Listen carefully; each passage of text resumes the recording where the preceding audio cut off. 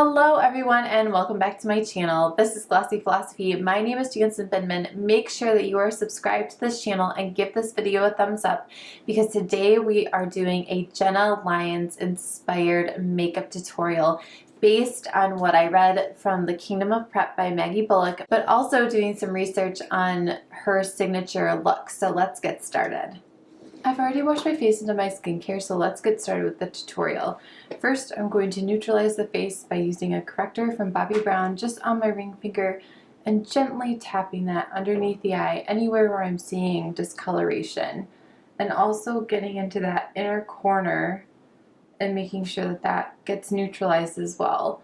As we get older, this area really starts to pop out as having discoloration. So it's a good idea to get in there with a little bit of peach or pink just to brighten that up a little bit. This is a very impactful but quick makeup, so we can just go straight in with the concealer.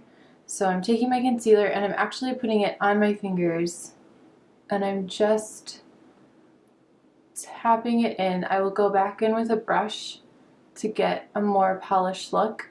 But my skin is very, very oily from my skincare, so I just want to give my skin a little more time to set.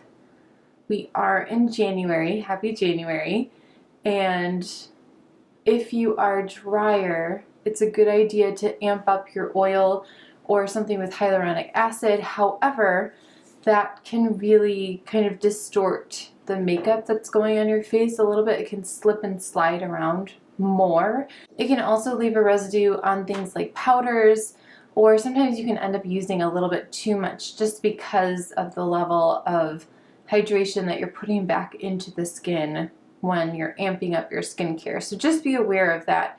You want to stay away from going directly from the product to your face and then back into the product, especially if it's a powder. And that's just a helpful tip for keeping your products sanitized and sanitary.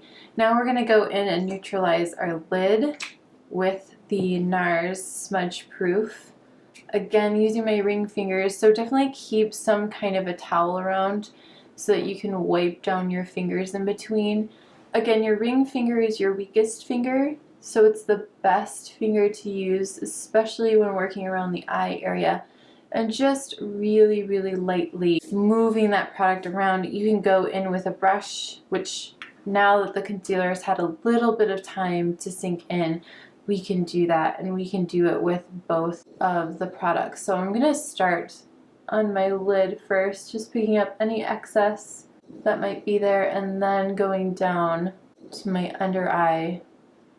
And you can just see that the oils from my skincare are peeking through, but I'm also just getting a better finish with a brush. Now I'm going to go in with my foundation, so I'm just going to shake that up. As it gets colder, something happens to the foundation, right? The molecules, the pigments kind of freeze up a little bit, so if you live in a colder place, it's a really good idea to shake up your bottle on somewhat of a regular basis just to make sure that everything is getting spread around the way that it should. So I'm just taking Lisa's foundation and blending it out. Wherever I'm seeing some discoloration, that's where I'm placing the product and then blending out from there. Usually towards the center of your face. Again, depending on what kind of products you're using, that can change depending on the time of month, that can change even depending on your caffeine intake. I know it sounds crazy, but it's true. All of these things really affect how our makeup lies on the face. And because my skin is very well hydrated, I might just keep that on the back of my hand, any excess, in case I want to go back in with another coat, because Jenna Lyons' makeup look is not a heavy makeup look. She is wearing makeup and you can tell, but it's not in your face, and she's always being photographed, so we want to keep that in the back of our minds if we are doing a Jenna Lyons makeup look, which we are. So we want to be camera ready, but we want to have a touch of I just woke up like this kind of vibe. I'm going to go in with Victoria Beckham's Kajal liner, just do a little tight lining, and that just wakes up the upper lash line a little bit. Now let's go into brows. She has a really beautiful, nice, healthy looking brows, so we are just filling in any gaps. Just really lightly going in the same direction as the brow hair is growing naturally. And just pressing just a little bit harder towards the end of the brow to give a little bit more shape, and also just to give a little bit more pigment, because that's what a nice youthful brow would look like. It would be a little bit thicker on the end. So we have a really nice setup. Now we can amp up anything that we want to, or play down anything that we want to. I'm going to go in with a Pixie blush, and I'm actually, again, I'm just going to use my finger, lots of fingers today, because I did really hydrate the skin right before coming on camera, and I just want to make sure that that isn't transferring onto my products. I want to keep them as clean as possible, even though I do clean my products on a regular basis. And just when you're working with a cream blush, just kind of going in little, like really long ovals right on that bone, and it just gives a fresh flush, which I think is so great in January, February, and March, especially in the Midwest when you just feel really drained of color. It's great to go in with a cream blush. It won't last as long, but it just sets you off on the right foot for the morning. I'm going to go in with my big blush and powder brush, going in with my powder, and I'm just really, really lightly going to powder my cheeks. I'm going to leave my under eyes alone until I'm done with what I'm doing with my eyes, but I do want to get a little bit of a bronzer on there. So I'm just really lightly tapping on top of where I put that blush. It does take down the shine a little bit, but it also sets it. You can absolutely go in with a powder blush on top of that if you wanted to. Something like Sweet Enough would be a really great option if you felt like too much of the blush went away, or you can go in with a second coat of the Pixie. It's a really beautiful formula, so it plays well on top of powders as well. Now I'm going to go in with this guy, which is my new bronzer. So this one's from Charlotte Tilbury. It is in the medium shade, and if you feel like the medium shade might be too dark for you and you are on the fairer side, look, it's just so subtle and so beautiful that the fair felt like I wasn't doing anything at all, and I wanted a little bit of that shadow. So that's why I went with the medium. So if you are a medium skin tone, you might want to amp up to the darker shade. It just depends on the kind of look you are going for. Now we are going to go in with the lips, because I feel like for Jenna's look, the lips are key.